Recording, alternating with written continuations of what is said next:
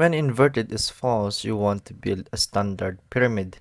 Use push like you have in previous steps to achieve this. So again, let's review. So this is a for loop, and within it is there is an if condition. There is an if code block rather. Whereas the condition is inverted, it should generate a pyramid that is upside down with the unshift method. If it is not inverted, it would execute the else code otherwise, which would result a standard pyramid, which is the normal standing state of a pyramid.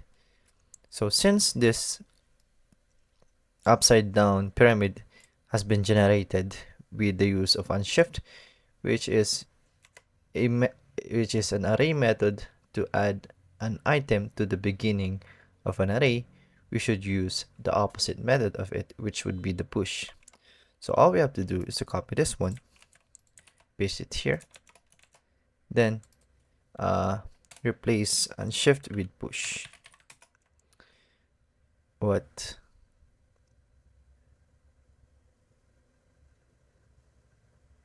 Okay, nice.